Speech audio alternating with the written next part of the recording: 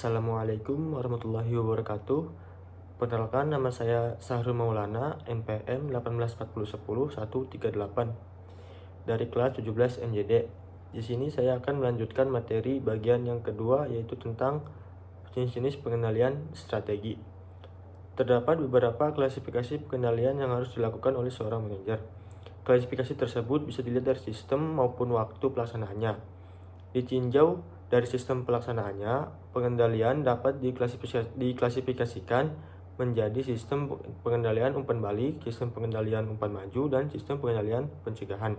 Langsung saja, yang pertama yaitu ada sistem pengendalian umpan balik.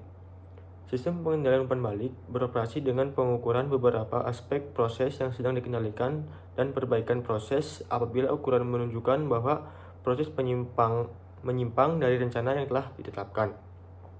Pengendalian ini memantau operasi proses maupun masukan dalam suatu usaha untuk menerka penyimpangan yang potensial agar tindakan perbaikan atas penyimpangan terjadi dapat dilakukan guna mencegah permasalahan yang kompleks yang menimpa organisasi. Sistem pengendalian umpan balik biasanya terdiri atas 5 komponen. Di antaranya, yang pertama ada proses operasi yang mengolah masukan menjadi keluaran. Yang kedua, karakteristik proses yang merupakan subjek pengendalian. Yang ketiga, sistem pengukuran yang menunjukkan kondisi dan karakteristik. Yang keempat, serangkaian standar atau kriteria di mana kondisi proses yang diukur dengan standar atau kriteria yang selanjutnya diadakan evaluasi. Dan yang kelima, pengatur yang fungsinya untuk membandingkan standar karakteristik proses dengan standar yang mengambil tindakan untuk adaptasi proses. Apabila perbandingan tersebut menunjukkan terjadinya penyimpangan proses dari rencana yang telah ditetapkan. Dan yang selanjutnya atau yang kedua itu ada pengendalian sistem umpan maju. Salah satu kelemahan utama sistem pengendalian umpan balik adalah bahwa sistem tersebut tidak memberikan peringatan suatu penyimpangan sebelum hal tersebut menjadi cukup berarti. Dampaknya, penyimpangan yang memakai biaya besar dapat berlangsung terus atau semakin buruk sebelum tindakan perbaikan yang efektif dilaksanakan. Hadirnya sistem pengendalian umpan maju dengan maksud untuk bertindak secara langsung pada permasalahan tersebut, mencoba mencegah sebelum penyimpangan ini terjadi lagi. Sistem pengendalian umpan maju memiliki komponen yang sama dengan sistem pengendalian umpan balik, yaitu diantaranya yang pertama yaitu proses operasi yang mengolah masukan menjadi keluaran. Yang kedua, karakteristik proses yang merupakan subjek pengendalian. Yang ketiga, sistem pengukuran yang menentukan kondisi karakteristik. Yang keempat, serangkaian standar atau kriteria di mana kondisi proses yang diukur dengan standar atau kriteria yang selanjutnya diadakan evaluasi. Dan yang kelima, pengatur yang fungsinya untuk mengoperasikan standar karakteristik proses dengan standar yang mengambil tindakan atau adaptasi proses apabila perbandingan tersebut menunjukkan terjadinya penyimpangan dari rencana yang telah ditetapkan.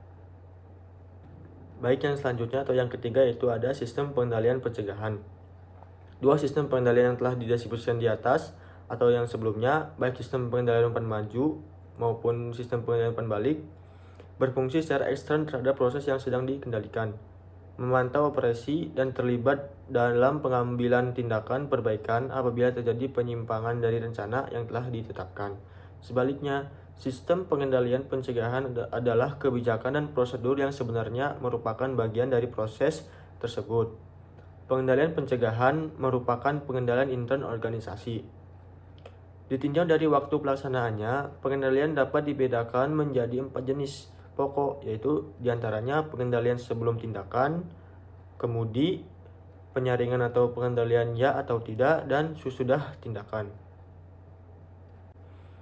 Baik, selanjutnya saya akan menjelaskan pengendalian sebelum tindakan atau pre-action controls. Pengendalian sebelum tindakan sering disebut sebagai pengendalian pendahuluan atau pre-control. Pengendalian memastikan bahwa sebelum tindakan dimulai, maka sumber daya manusia, bahan, dan finansial yang diperlukan telah dianggarkan. Dengan demikian, apabila kegiatan dilakukan, sumber daya tersebut tersedia baik jenis, kualitas, kuantitas, maupun tempat sesuai dengan kebutuhan. Anggaran biasanya digunakan untuk kepentingan ketenaga kerjaan maupun sebagai penunjang sarana produk tertentu. Dan yang kedua yaitu ada pengendalian kemudi atau steering controls. Istilah pengendalian ini berasal dari sistem kemudi sebuah mobil, di mana sopir mengemudikan mobilnya untuk mencegah agar tidak keluar dari jalur yang telah ditetapkan. Pengendalian ini dirancang untuk mendeteksi penyimpangan dari standar atau tujuan tertentu dan memungkinkan pengambilan tindakan perbaikan sebelum suatu urutan kegiatan tertentu diselesaikan. Dan yang ketiga ada penyaringan atau pengendalian ya atau tidak.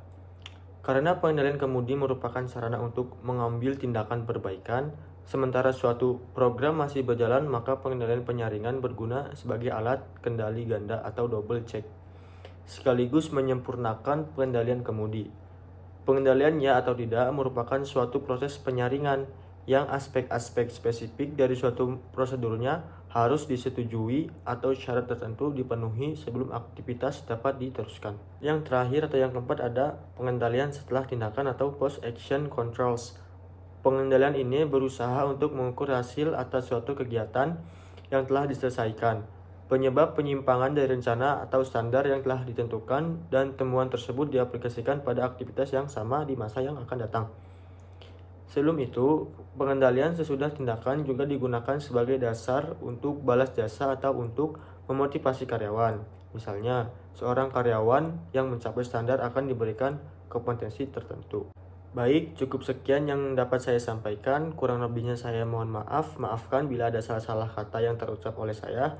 Wabillahi taufiq wal hidayah, waridho wal inayah. Wassalamualaikum warahmatullahi wabarakatuh.